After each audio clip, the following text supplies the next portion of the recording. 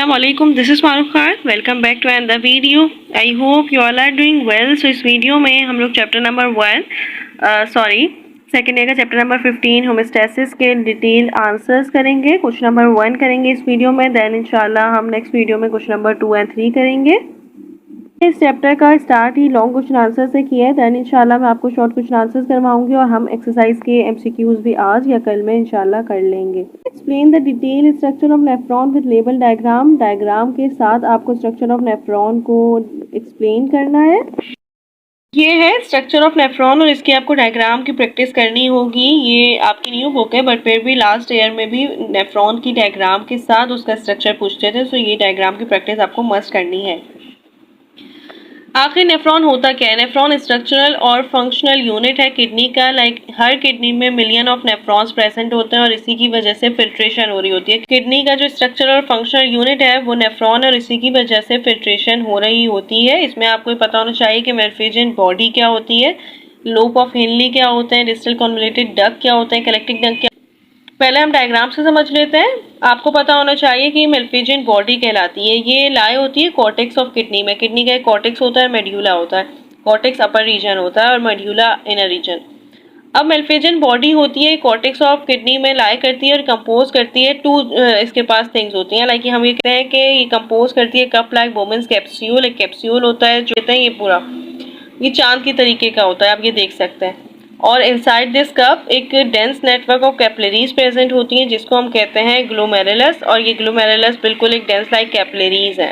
अब पहले तो ये स्टार्ट ऐसे होता है कि ब्लड वेसल्स होती हैं नेफ्रॉन में. जो ब्लड सप्लाई है ग्लोमेरुलस का नेफ्रॉन में वो बिगिन होता है एज एफरेंट आर्ट्रियोल. ये एफरेंट आर्ट्रियोल होती हैं जो अराइज होती हैं फ्रॉम रेनल आर्टरी और इसी की वजह से ब्लड कैरी आउट होता है. और देन फिर फ्रॉम ग्लोमेरुलस ब्लड जा रहा होता है एफरेंट आर्ट्रियोल के जरिए. ये एफरेंट का डायमीटर ज़्यादा होता है एज कम्पेयर टू एफरेंट. हम ये कहते हैं कि one of the network peritubular capillaries भी एसोसिएट करती हैं प्रॉक्सिमल और डिस्टल कन्वोल्यूटेड डक्ट. मैं आपको बताती हूँ कि डक्ट क्या होती हैं और अदर वेसल रेक्टा भी इसमें प्रेजेंट होता है. लूप ऑफ हेनली के पैरेलल होता है. ये जो है ना ये डिसेंडिंग और डिसेंडिंग लिम्ब है और असेंडिंग लिम्ब है. ये लूप ऑफ हेनली कहलाती है और लूप ऑफ हेनली के अराउंड कुछ स्ट्रेट पैरेलल होती हैं. उसको हम कहते हैं कि ये है वेसा रेक्टा. ब्लड आ रहा है, अराइज हो रहा है फ्रॉम रेनल आर्टरी, ये एफरेंट है और फिर देन फिर जा रहा होता है तो उसको हम कहते हैं ये एफरेंट आर्ट्रियोल है. अब आप ये देख सकते हैं प्रोमैक्सिमल कन्वोल्यूटेड डक्ट. ये बोमेंस कैप्सूल से आ रही होती है कन्वोल्यूटेड डक्ट और ये कॉइल ट्यूब्यूल होती हैं जिसको हम कहते हैं प्रोक्सिमल कन्वोल्यूटेड डक्ट और ये कॉर्टेक्स रीजन में ही प्रेजेंट होती हैं. देन इसके बाद होता है लूप ऑफ हेनली. ये लूप ऑफ हेनली है. ये loop of Henley proximal convoluted duct से ही आ रहा होता है. लाइक डिसेंड डाउन कर रहा होता है इसको हम कहते हैं डिसेंडिंग और अपर जा रहा होता है इसको हम कहते हैं असेंडिंग. ये नैरो होता है, बिल्कुल नैरो, देख सकते हैं आप खुद भी. अब क्या होता है कि ये यू टर्न बना देता है, यू शेप होता है और फिर comes back into the cortex. वापस से आता है, डिसेंड डाउन करता है मेड्यूला में और फिर वापस से कॉर्टेक्स में आ जाता है. इसको हम कहते हैं कि नैरो यू शेप पार्ट है, इसको हम कहते हैं लूप ऑफ हेनली. उसके बाद आता है distal convoluted tubule, distal convoluted duct. ये ascending limb of the loop of Henle से आ रहा है. ये लार्जर इन डायमीटर होता है कॉर्टेक्स में और ये फॉर्म करता है कोइल जिसको हम कहते हैं कि ये है डिस्टल कन्वोल्यूटेड डक्ट. अब कलेक्टिंग डक्ट होता है. कलेक्टिंग डक्ट फाइनली ओपन होता है कॉमन कलेक्टिंग डक्ट में और यहीं पे वाटर की रीअब्जॉर्प्शन हो रही होती है. ये है कलेक्टिंग डक्ट. ये ascending limb of descending limb loop of Henle vasa recta उसके अराउंड होता है. ये रेनल वेन है, ये रेनल आर्टरी है जिससे एफरेंट आर्ट्रियोल आ रहा होता है. ये एफरेंट आर्ट्रियोल है जिससे ग्लोमेरुलस से जा रहा है ब्लड. बोमेंस कैप्सूल जिसको मिला के बनाते हैं मेल्फिजियन बॉडी. आई होप आप लोगों को समझ आ गया होगा. Structure of nephrons. Both kidney consist करती हैं millions of functional unit called nephrons और ये नेफ्रॉन्स हैं ये ईच किडनी में 1 मिलियन होते हैं. मेनली परफॉर्म करते हैं function of filtration of blood. 2 types of nephrons present होते हैं हमारी किडनी में. जस्ट मेडुलरी नेफ्रॉन होते हैं जिसके बाद larger longer loop of Henley होता है जबकि एक और नेफ्रॉन होता है उसको हम कहते हैं ये कॉर्टिकल नेफ्रॉन है जिसके बाद शॉर्टर लूप ऑफ हेनली होता है. सिर्फ कॉर्टेक्स में खत्म हो जाता है जबकि मेडुलरी नेफ्रॉन का ये मतलब है कि लॉन्गर का मतलब है कि मेड्यूला तक आ रहा होता है तो इसका जो लूप ऑफ हेनली है वो ज़्यादा बड़ा होता है, लॉन्गर होता है. जस्टा मेडुलरी नेफ्रॉन कंसिस्ट करता है रेनल कार्पसल्स और रेनल ट्यूब्यूल्स. ये आगे हम पढ़ेंगे कि इन दोनों का फंक्शन क्या होता है. रेनल कार्पसल्स कंसिस्ट करती हैं डेंस क्लस्टर ब्लड कैपिलरीज और रीज नेटवर्क प्रेजेंट होता है जिसको हम कहते हैं ग्लोमेरुलस और ये सराउंड करती है thin wall covering called Bowman's capsule और इन दोनों को मिला के हम कहते हैं मेल्फिजियन बॉडी.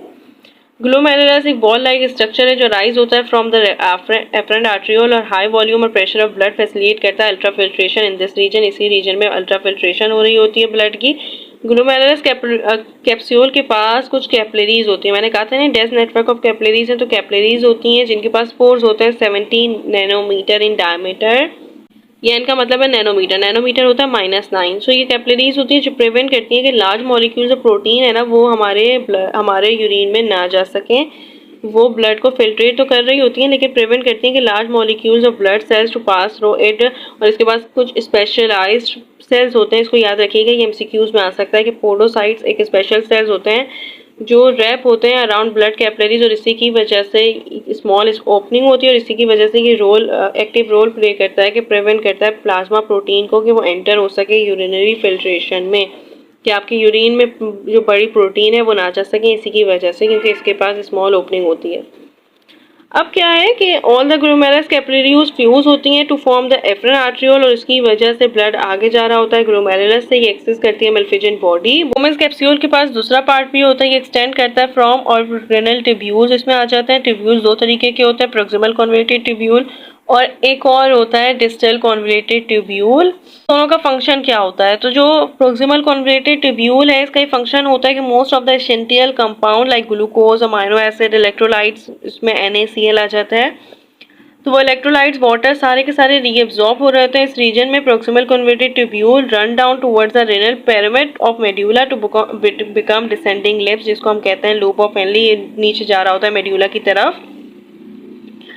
किडनी का स्ट्रक्चर जब हम पढ़ेंगे तो आपको पता चलेगा रेनल पिरामिड ना पिज़्ज़ा टाइप के स्ट्रक्चर होता है, ये यूं बने हुए होता है। तो वहां से मेड्यूला के डाउन जा रहा होता है और फॉर्म करता है descending limb of loop of Henle और ये ट्यूब्यूल्स वापस से बैक जा रहे होते हैं टुवर्ड्स द कॉर्टेक्स और फिर इसको हम कहते हैं कि ये असेंडिंग लिम्ब है। कोई अगेन हो जाते हैं और उसको हम कहते हैं डिस्टल कन्वर्टेड डक की फॉर्मेशन हो गई है। सेवरल डक ज्वाइन करते हैं कॉमन डक में और उसको हम कहते हैं कलेक्टिंग डक और इसी में यूरिन की फॉर्मेशन हो रही होती है, वाटर की रीअब्जॉर्प्शन हो रही होती है। अब ब्लड सप्लाई ऑफ नेफ्रॉन है जिसमें मैंने आपको बताया था कि ब्लड की सप्लाई कैसी हो रही होती है। अभी हमने जब स्ट्रक्चर पढ़ा था ब्लड सप्लाई ऑफ नेफ्रॉन्स में, तो रेनल आर्टरी एंटर हो रही होती है इन द किडनी में एट हेलस।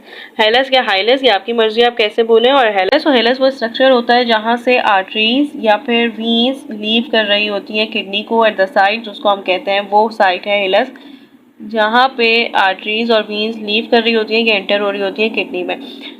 ये क्या है कि फर्दर डिवाइड हो रहा है न्यूमरस स्मॉलर आर्ट्रियोल्स में। One of the arterioles such as efferent arteriole form करते हैं डेंस नेटवर्क ऑफ कैपिलरीज और फिर आगे जाके जो लीव कर रही होती है वो होती है एफरेन आर्ट्रियोल। डायमीटर एफरेन आर्ट्रियोल का ज़्यादा होता है एफरेन आर्ट्रियोल से due to difference in diameter between these. Pressure high होता है ग्लोमेरुलस से अदर देन कैपिलरीज।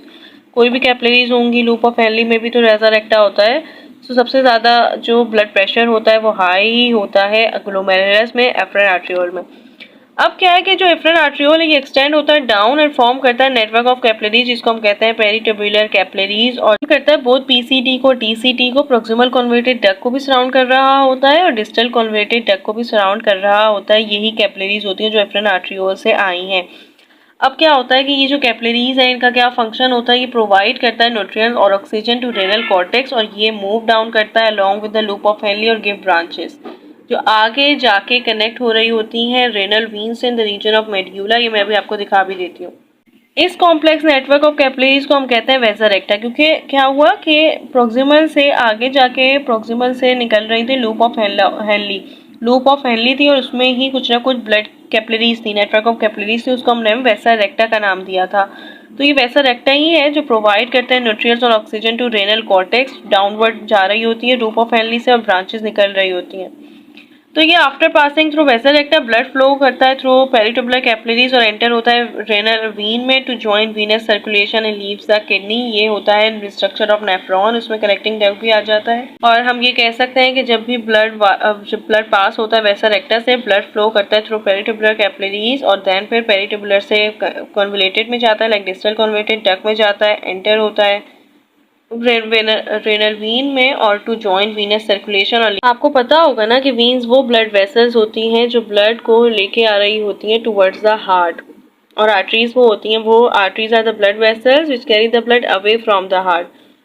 ये होता है कि ये एंटर हो जाते हैं वेनस सर्कुलेशन में, देन फिर लीव्स द किडनी और फिर हार्ट की तरफ जाते हैं, हार्ट से लंग्स की तरफ जाते हैं, ये पूरी सर्कुलेशन स्टार्ट हो जाती है कि तो ये था स्ट्रक्चर ऑफ नेफ्रॉन डायग्राम। आपको प्रैक्टिस ज़रूर करनी है, ये मुश्किल लगती है लेकिन ये प्रैक्टिस करेंगे तो हो जाएगी लेबलिंग के साथ। सो दैट सेड इंशाल्लाह नेक्स्ट वीडियो में हम लोग क्वेश्चन नंबर 2 और 3 करेंगे। All the best to all of you. अल्लाह हाफिज़।